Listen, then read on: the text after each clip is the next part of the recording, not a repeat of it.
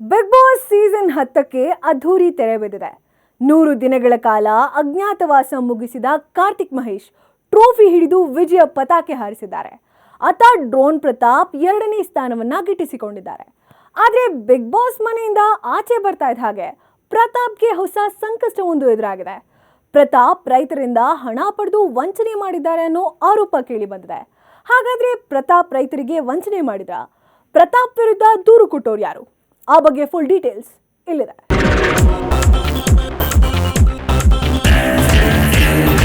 Big boss season 10 ಸಾಕಷ್ಟು ಕುತೂಹಲಗಳಿಗೆ ಅಚ್ಚರಿಗಳಿಗೆ ಸಾಕ್ಷಿಯಾಗಿದ್ದ season ಇದು.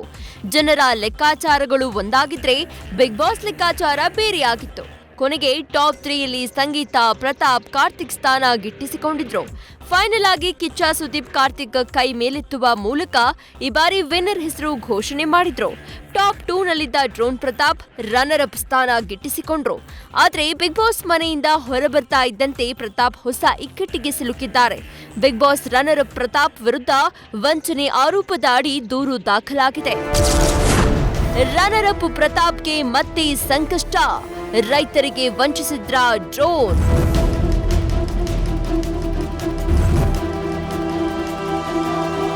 ಹೌದು, ಡ್ರೋನ್ ಪ್ರತಾಪ್ ಬಿಗ್ ಬಾಸ್ ಮನೆಯಿಂದ ಈಗಷ್ಟೇ ಆಚೆ ಬಂದಿದ್ದಾರೆ. ರನ್ನರ್ ಅಪ್ ಆದ ಖುಷಿಯಲ್ಲಿರುವ ಪ್ರತಾಪ್ ವಿರುದ್ಧ ಈ ಹಿಂದೆ ನೋಡಲ್ ಅಧಿಕಾರಿಯಾಗಿದ್ದ ಪ್ರಯಾಗ್ ದೂರು ದಾಖಲಿಸಿದ್ದಾರೆ. ಪ್ರತಾಪ್ ಮತ್ತು ಇನ್ನು 3 ರೈತರಿಂದ ಹಣ ಪಡೆದು ವಂಚಿಸಿದ್ದಾರೆಂದು ಡಾಕ್ಟರ್ ಪ್ರಯಾಗ್ ಆರೋಪಿಸಿದ್ದಾರೆ. ಈಗ ರೈತರಿಗೆ ವಂಚನೆಯನ್ನ ಮಾಡಲಾಗ್ತಾ ಇದೆ ಅಂತ ಹೇಳಿ ಆ ದೂರಿನಲ್ಲಿ ಉಲ್ಲೇಖ ಮಾಡಿದ್ದೀರಾ. ನಿಮ್ ಗಮನಕ್ಕೆ ಹೇಗೆ ಬಂತು? ಯಾವ ರೀತಿಯಾಗಿ ವಂಚನೆ ಮಾಡ್ತಾ ಇದ್ದಾರೆ ಅಂತ ಹೇಳಿ? ಮೇಡಮ್, ಇದನ್ನ ಅವರ ಬಿಸ್ನೆಸ್ ಪಾರ್ಟ್ನರ್ ಸಾರಂಗ್ ಮಾನೆ ಅವರೇ ಮಾಧ್ಯಮದಲ್ಲಿ ಹೇಳಿದ್ದಾರೆ ಅಲ್ವಾ. ಸೊ ಅವರೇ ಹೇಳಿದ ಮೇಲೆ ಅವ್ರ ಸ್ಟೇಟ್ಮೆಂಟ್ ಆಧಾರದ ಮೇಲೆ ನಾವು we have taken the decision. Sarang Mane ಅವರು ನನ್ನ ಈ ಹಿಂದೆ 24 ಅಂತ ಕಾಣುತ್ತೆ ಟ್ವಿಟರ್ ಅಕೌಂಟಲ್ಲಿಗೆ ಟ್ವೀಟ್ ಮಾಡಿ ನನ್ನ ತಕ ಎಲ್ಲ ಇನ್ಸೈಟ್ಸ್ ಅಂತ ಹೇಳಿ ಅದನ್ನು ಮೋಸ್ಟ್ಲಿ ನಿಮ್ಮ ಚಾನಲ್ಲು ತೋರಿಸಿರ್ಬೋದು ನಾನು ಅಂದ್ಕೊಳ್ತೀನಿ. ಮಾಡಿ ಇಲ್ಲಿ ಬಂದ ಮೇಲೆ ಅದ್ರ ಪ್ರೀವಿಯಸ್ ನೈಟು ನಾನೊಂದು ಪ್ರೀಮಿಯರ್ ಶೋಲಿ ಇದ್ದೆ, ನಾನು ಬ್ಯಾಚಸ್ ಪಾರ್ಟಿ ಪ್ರೀಮಿಯರ್ ಶೋ ಇದೆ. ಆವಾಗ ಇಲ್ಲ ಸರ್, ನನಗೆ ಫಸ್ಟ್ ಏನಂದ ನನಗೆ ಒತ್ತಡ ಇದೆ ಸರ್, ಕಾಂಪ್ರಮೈಸ್ ಆಗೋಕ್ಕೆ ಏನೋ ಅಂದರು. ಅದೆಲ್ಲ ರೆಕಾರ್ಡಲ್ಲಿದೆ.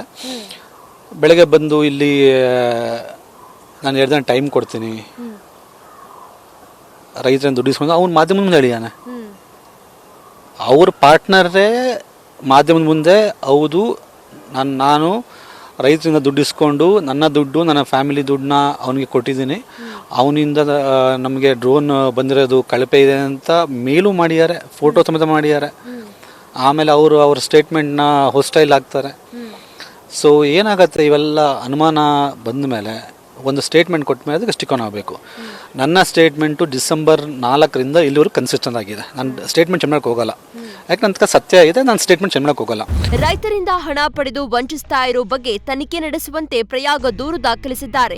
ಡ್ರೋನ್ ಪ್ರತಾಪ್, ಸಿರಣ್ ಮಾಧವ್, ಸಾರಂಗ ಶ್ರೀಮಂತ ಮಾನೆ ಮತ್ತು ಸಾಗರ್ ಗಾರ್ಗ್ 4 ಜನ ಡ್ರೋನಾರ್ಕ ಏರೋಸ್ಪೇಸ್ ಮತ್ತು ಕ್ಯಾಸ್ಟರ್ನ್ ಡ್ರೋನಾಟಿಕ್ಸ್ ಅನ್ನೋ ಕಂಪನಿ ತೆರೆದು ಸುಳ್ಳು ಮಾಹಿತಿ ನೀಡಿ ರೈತರಿಂದ ಹಣ ಪಡೆದು ವಂಚನೆ ಮಾಡ್ತಿದ್ದಾರೆ.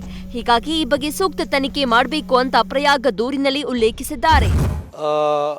ಈ ಹಿಂದೆ ಡ್ರೋನಾರ್ಕ್ ಏರೋಸ್ಪೇಸ್ ಪ್ರೈವೇಟ್ ಲಿಮಿಟೆಡ್ ಹಾಗೂ ಕ್ಯಾಸ್ಪರ್ ಡ್ರೋನಾಟಿಕ್ಸ್ ಕೃಷಿ ಉಡಾನ್ ಅವ್ರದ್ದೇನಿದೆಯಲ್ಲ 20 ಡ್ರೋನ್ ಮಾರಿದ್ದೀನಿ ಅಂತ ಇದೇ ಡ್ರೋನ್ ಪ್ರತಾಪು ಒಂದು ಮಾಧ್ಯಮಕ್ಕೆ ಇಂಟ್ರ್ಯೂ ಕೊಟ್ಟಿಯಾನೆ. ಆನ್ ರೆಕಾರ್ಡ್ ಇದೆ ಅದು.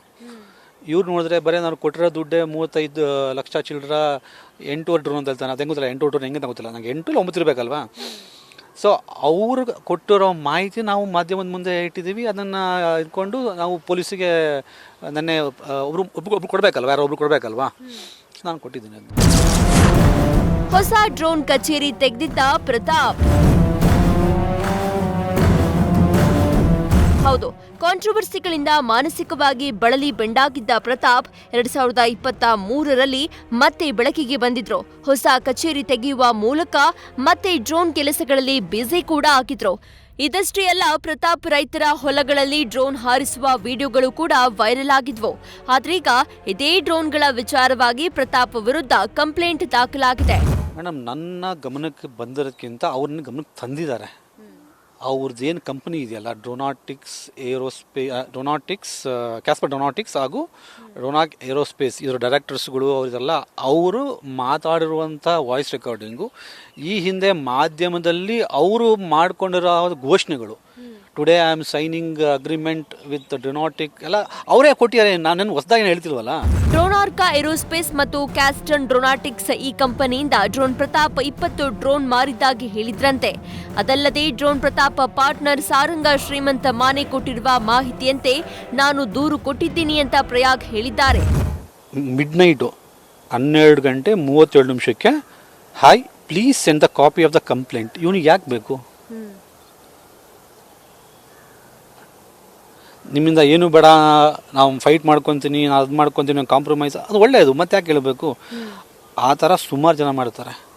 ಒಂದು ಕಾಪಿ ಕೊಡಿ ಸರ್, ನಮಗೆ ಒಂದು ಕಾಪಿ ಕೊಡಿ ಸರ್ ಅಂತ. ಏನಾಗಿದೆ, ನೆನ್ನೆ ಇವನು ಯಾವಾಗ ಗೆಲ್ಲಿಲ್ಲ ಅಂತ ನೀವು ನಂದು ಹಳೆ ರೆಕಾರ್ಡ್ ತೆಗೆದು ನೋಡಿ. ಡಿಸೆಂಬರ್ 4 ನಾನು ಅವ್ರ ಸಿ ಎದಾಗ ಮಾತಾಡ್ತೀನಿ. ಸಿ ಎ ಅವರಿಗೆ ಹೇಳ್ತಾನೆ, ನಂದು ಅವ್ರದ್ದು ಅಗ್ರಿಮೆಂಟ್ ಆಗಿದೆ, ನಾನು ಕೊನೆ ತನಕ ಇರ್ತೀನಿ. ನಾನು ಇದನ್ನು ಮಾಧ್ಯಮಕ್ಕೆ ಹೇಳಿದ್ದೀನಿ. ಅವನೇ ಕೊನೆ ತನಕ ಉಳಿತಾನೆ. ಎಲ್ಲರೂ ಇಲ್ಲ ಸಾರ್ ಅವ್ನು ಗೆದ್ದೇ ಬಿಡ್ತಾನೆ, ಅವ್ನು ಗೆಲ್ಲ ಅಂತ ನಾನು ಓಪನ್ ಆಗಿ ಹೇಳಿದ್ದೀನಿ. ಮಾಧ್ಯಮಕ್ಕೆ ಹೇಳಿದೆ, ಅವ್ನು ಗೆಲ್ಲಲ್ಲ, ಗೆದ್ದೆ ದುರಂತ ಅಂತ ಹೇಳಿದ್ದೀನಿ.